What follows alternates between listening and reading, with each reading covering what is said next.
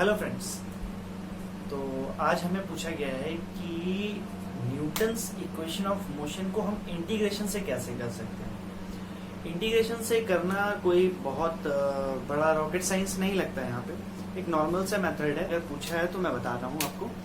आज ये मैंने इसीलिए एक सेपरेट वीडियो बनाई है। तो न्यूटन्स इक्वेशन ऑफ मोशन हम लोगों ने पढ़ा है कि तीन न्यूटन जो थे, न्यूटन ने अपने तीन इक्वेशंस दिए हैं मोशन के। v is equal to u plus a t, s is equal to u t plus half a t square और v square is equal to u square plus 2as। तो यही तीन इक्वेशंस थी जो Newton's ने दी हैं। इनको इंटीग्रेशन से कैसे सॉल्व कर सकते हैं वो आज मैं एक्सप्लेन करूंगा आपको।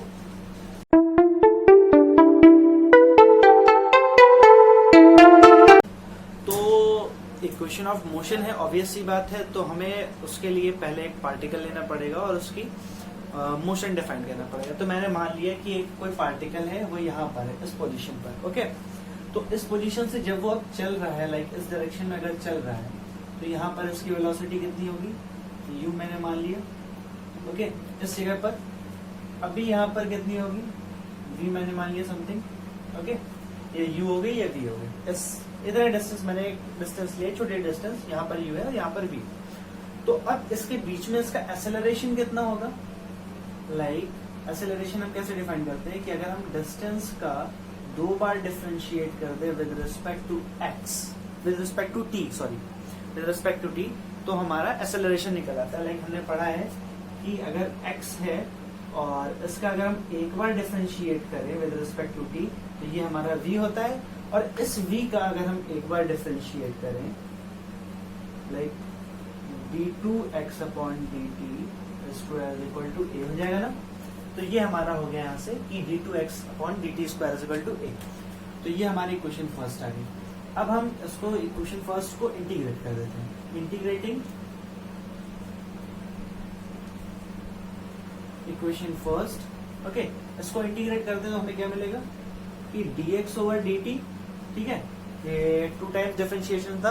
अब ऑब्वियस सी बात है, इंटीग्रेट करेंगे तो एक बार इसका आ जाएगा डेरिवेटिव। अब उसके बाद a के साथ t और विद हमारा इंटीग्रेशन कांस्टेंट। ओके, ये इंटीग्रेशन कांस्टेंट मैंने यहाँ से c से डोनेट किया। तो आप यहाँ पे कुछ भी दे सकते हैं, c k whatever, j i p, कोई भी एक वेरिएबल। ओके, तो मैंने यहाँ पर c माना है। अब इनिशियल कंडीशन पे देखते हैं कि इनिशियली एट इनिशियल जो हमारा dx ओवर dt वो क्या होगा इनिशियल, जब हमारा पार्टिकल यहाँ पर था। यहाँ पर हम इसकी वेलोसिटी कितनी है u। ओके, और उस इंस्टेंट पर मैंने टाइम कितना लिया है, t is equal to 0। Okay, तो हमारा ये जो टर्म है ये कितना हो जाएगा u और ये टर्म 0। तो हमारे यहाँ से कितना हो जाएगा, सॉरी ये टर्म कितना हो जाएगा, u equals to c। Okay, तो अब हमें c की जो वैल्यू है वो मिल गई है, दैट इज u। ओके, अब इसको वापस हम अपने इक्वेशन में पुट कर देते हैं। तो ये क्या हो जाएगा, ये हमारी क्या है, v वेलोसिटी। ओके, यहाँ पर मैं लिख दूं v velocity in time t time बाद इसकी वेलोसिटी v हो गई।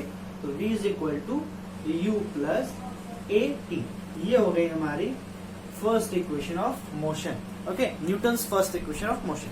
जो फर्स्ट इक्वेशन आई थी v is equal to u plus a t, ठीक है, इसको हम लोग और क्या बोल सकते हैं, dx, या फिर हम यहाँ से इसको v को न लिखकर dx ओवर dt ही रहने देते हैं। ओके, और ये हमारा v था। ठीक, ये क्वेश्चन थी हमारी पहली क्वेश्चन, ठीक है, जो हमने अभी सॉल्व करा था। अब इसको क्या करते हैं, फिर से इंटीग्रेट कर देते हैं। इसको हम अपना इक्वेशन 2 मान लेते हैं। इंटीग्रेटिंग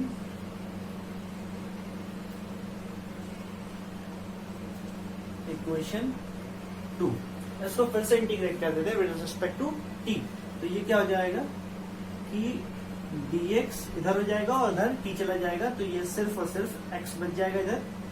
और इसका इंटीग्रेशन कितना हो जाएगा, ut plus half at square plus c।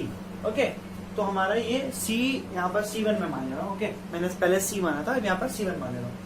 तो अभी हमारा क्या आ गया कि x is equal to ut plus half at square plus c1। Okay, फिर इसमें फिर से एट इनिशियल जब हमारा x इज इक्वल टू 0 होगा, मतलब इस वाले पॉइंट पर जब यहाँ पर हम ये पार्टिकल ने डिस्टेंस कितनी कवर करी है, x इज इक्वल टू 0। अभी डिस्टेंस कोई कवर नहीं करी है, सिर्फ वहां पे रुका हुआ है। तो इस x इज इक्वल टू 0 पर टाइम कितना होगा यहाँ पर, t is equal to obviously बात है 0। जब डिस्टेंस नहीं कवर करी है, मोशन तो तभी पॉसिबल है ना कि जब कोई बॉडी है अगर वो टाइम के साथ वेराई कर रही है, मतलब टाइम के साथ उसकी डिस्टेंस भी वेराई कर रही है, तो ऑब्वियसली बात है वो मोशन में है। ओके, तो x is equal to 0 then t is equal to 0।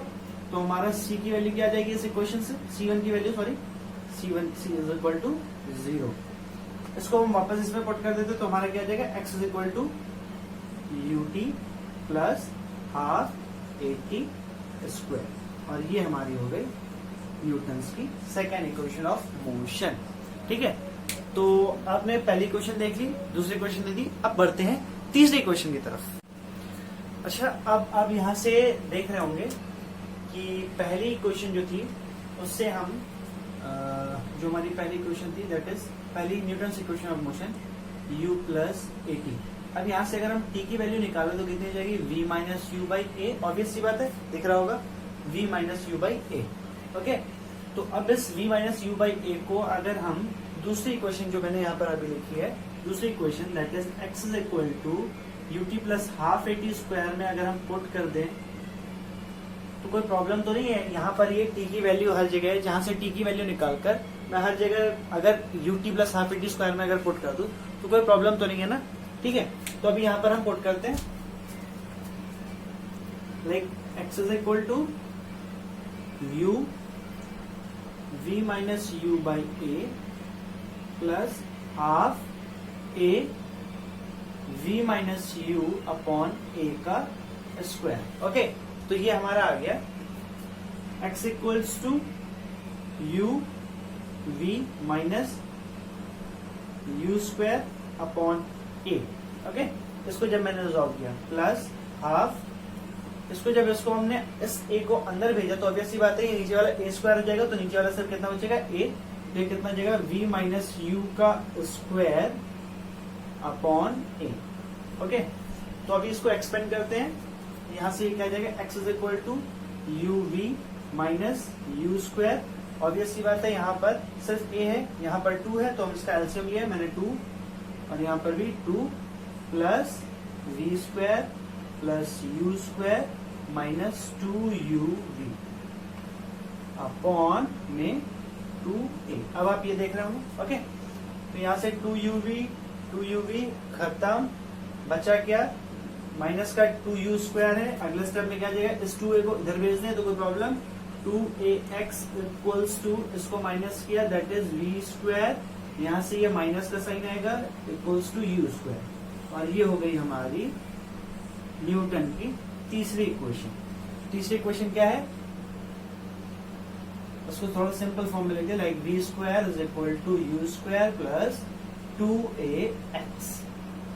Okay, तो पहली इक्वेशन हो गई, दूसरी इक्वेशन हो गई और तीसरी इक्वेशन भी हो गई। ये था तरीका हमारा न्यूटन इक्वेशन ऑफ मोशन को पढ़ने का with integration. Okay, Nå helgen nærmer seg, spør alle hva jeg gjør da. Jeg hitter kløden som om hverdag var en lørdag. Så mange